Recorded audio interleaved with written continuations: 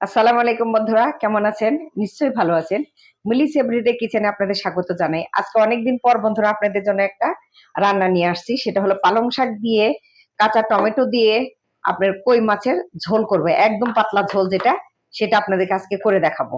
আসলে এখন অনেক ব্যস্ততায় দিন যাচ্ছে বন্ধুরা। আমি আসলে সময় করতে পারতেছি না। আমার মেয়ের পরীক্ষা মুখে আগায় আসতেছে, এখন মডেল টেস্ট চলতেছে। তো রেগুলার পরীক্ষা থাকে এজন্য মানে আর আমার এই ফাঁকে অপশনটা পাই না যে এটা কিভাবে করব। তো বন্ধুরা আমি ফ্রাই প্যানটা বসাইছিলাম, এখন আমি তেল দিয়ে দিচ্ছি, সর্ষের তেল। দেখেন আমি সর্ষের তেলে রান্না করব। দিয়ে দিলাম। আপনি ফ্রাই প্যানটা একটু ঘুরাই নি চতুর্দিকে, গরমটা তাপবে, তাতুক একটুখানি। তারপরে আমি দিয়ে দেবো আপনি পেঁয়াজ।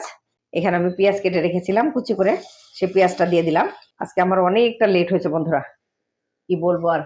আজকে কোচিং থেকে আসার পরে যে লোক আসছে সে কাজ করলো, কাটা বাছা করলাম, সব করতে যাইতে অনেকটা দেরি হয়ে গেছে। অসুবিধা নেই, মেহমান তো আর নেই বাসায়, নিজেরাই খাবো বন্ধুরা, একটু লেট হোক, সমস্যা হবে না। পেঁয়াজটা ভেজে নিই। এরপরে আপনি কাঁচামরিচ কেটে দিই, 2-3টা কাঁচামরিচ পরে দিতাম, সেটা আগে দিয়ে দেবো, ঝালটা বেরো যাবে। এভাবে কুচি করে দিচ্ছি।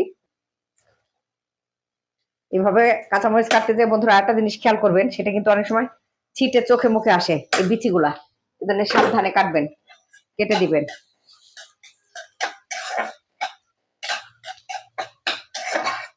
একটু লবণ দিয়ে সাথে এখন একটু দিব, আমি পরে আবার নামানোর সময় চেক করে দিব। আমার এটা অভ্যাস, আমি সবসময় বলি আপনাদের কাছে যে আমি সবসময় চেক করে তারপরে তরকারিটা নামাইনি চুলা থেকে। অতটা ভাজার দরকার নেই, পেঁয়াজ বেশি ভাজলে আবার তিতকুট ভাবটা থাকে, সেজন্য অতটা ভাজবো না। দিয়ে দিচ্ছি একটু আপনার রসুন বাটা হাফ চামচের মতো। এরপর দিয়ে দেবো আদা বাটা, ওই একটু হাফ চামচের মতো। এই দেখেন 1 চামচ না, কিন্তু বোধহয় হাফ চামচ দিয়ে একটু ভেজে নিই। হাফ চামচ দিলেই হয়, শাকে এত আদা রসুনের দরকার পড়ে না। তারপরে বন্ধুরা একটু না দিলেও ভালো লাগে না, অভ্যাস বলে না মানুষ, অভ্যাসের দাস, সেরকম। মানে আমাদের একটা অভ্যাস হয়ে গেছে। একটুখানি পানি দিয়ে দিলাম মশলাটা কষানোর জন্য। এখন আমি দিয়ে দেবো এর মধ্যে একে একে হলুদ, লবণ, মরিচ সবই দিব। কাঁচামরিচ দিয়েছি তো বন্ধুরা, একটু আমি শুকনো মরিচটা একটু কম দিই, এইটুকু পরিমাণ। তারপরে একটু নাড়া দিয়ে নিই। আর মশলা দেওয়ার সময় বন্ধুরা আমি সবসময় বলি চুলার আঁচটা একটু কমাই নিবেন, নাহলে মশলা কিন্তু যখন গ্যাসের আপনার ফুল পাওয়ার থাকে, তখন যদি মশলা পাওয়ার পর দিতে থাকেন, তো দেখা যাবে সেটা পুরা লেগে যাবে, আর পোড়া লাগলে সেটা তিতকুট লাগে, ভাল লাগে না খেতে। দিয়ে দিয়েছি হলুদ গুঁড়া। এখন আমি একটুখানি পানি দিব এর সাথে, কারণ যাতে মশলাটা না পুড়ে। এরপরে দিয়ে দেবো আমি ধনে গুঁড়া। ধনে গুঁড়া একদম হাফ চামচের মতো দিলাম। দেখেন এটা একটু নেড়ে নেই। প্রত্যেকটা মশলা বন্ধুরা একে একে দিয়ে নেড়ে নেবেন, তাহলে একটা ফ্লেভার আর একটার মধ্যে ঢুকবে না। দিয়ে দেবো জিরা গুঁড়ো হাফ চামচের মতো দিয়ে এখন এখন চুলার জালটা আপনি বাড়িয়ে দেবো, অল্প একটু বাড়িয়ে দেবো। আর এগুলো ভাজা মশলা বন্ধুরা বেশিক্ষণ ভাজতে হয় না, আপনি দেখেন অলরেডি তেলটা ছেড়ে দিয়েছে। দেখেন যেহেতু আপনি ভাজা মশলা, তো সেজন্য আপনার দরকার পড়ে না। দেখেন তেলটা ভেসে এসেছে। এই হলো বন্ধুরা আমার পালং শাক। আমি ভালো করে ধুয়ে নিয়েছি, তারপরে দেখেন ঘাস, মানে এত অভ্যাস যে মানে আসলে পালং শাকের ভিতরে থাকে। তার মধ্যে দিয়েছি এই 4-5টা সিম, সিমটা এটার সাথে নিয়ে নিয়েছি। আর সব লাস্টে যেটা দিব বন্ধুরা আমি দেখাইলাম আপনাদেরকে, কাঁচা টমেটোটা। এই দেখেন দিয়ে দিলাম পালং শাক। আর এই পালং শাক কিনলে বন্ধুরা দেখবেন কি এগুলোর ভিতরে আপনাদের নোনতা শাক গুলা পাওয়া যায়, সবই থাকে এটার ভিতরে। এই শাকগুলো ফেলে দিবেন না, কারণ এই শাকগুলো অনেক উপকার শরীরের জন্য।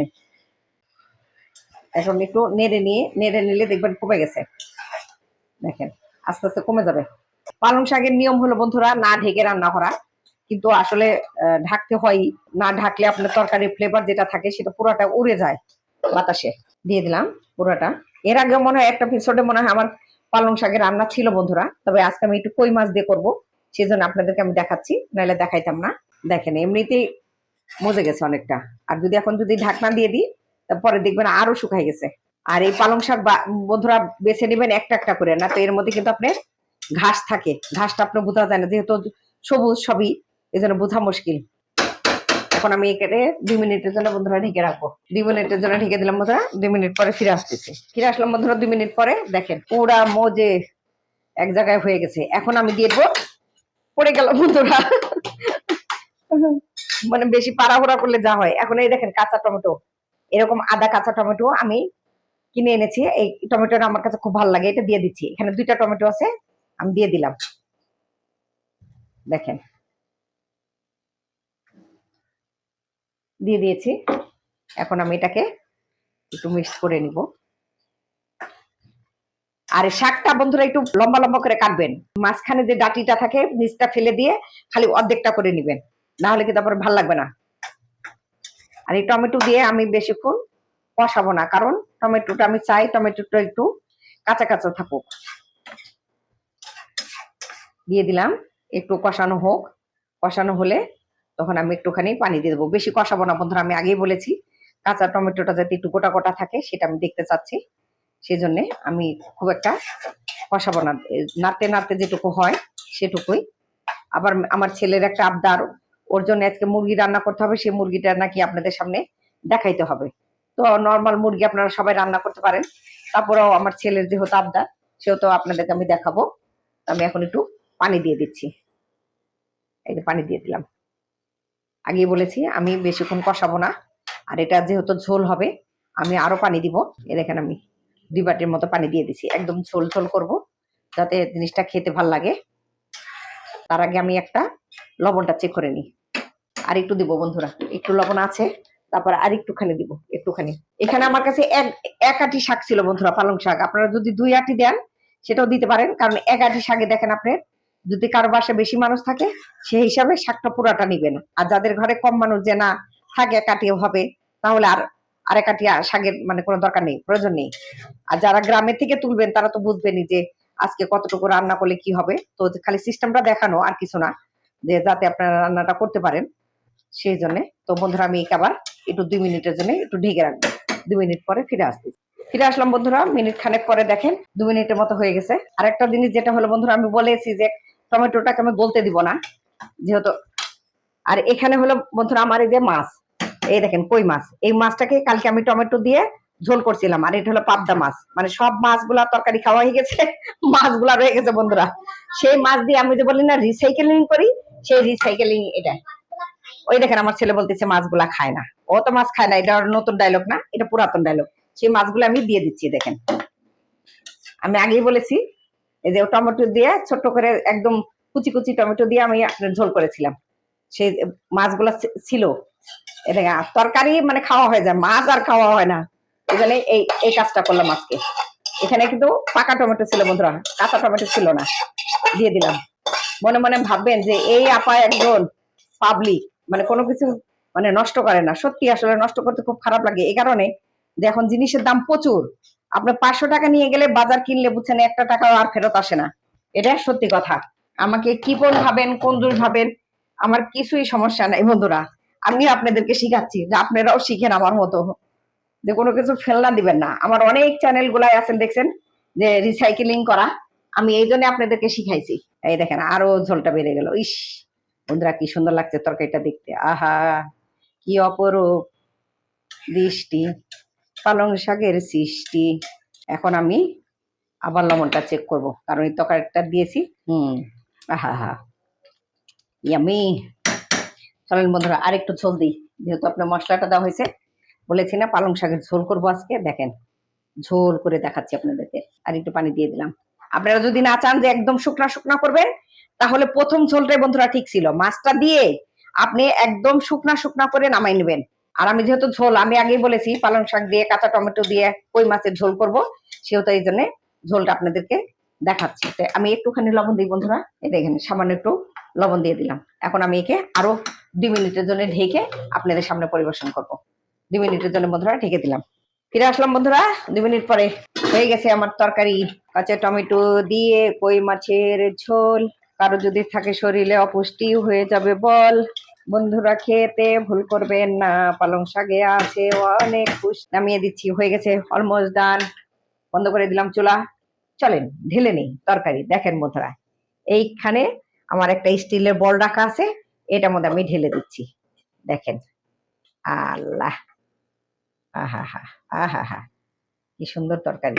এই তরকারিটা রাঁধতে বন্ধুরা 1 ফোঁটাও ভুল করবেন না, কারণ এই শীতের সময় এই সবজিগুলা শরীরের জন্য কত যে পুষ্টি বন্ধুরা। দেখেন মাছটা দেখা যাচ্ছে না, মাছটা একটু উপরে তুলে দিই তবে আপনারা দেখতে পাবেন।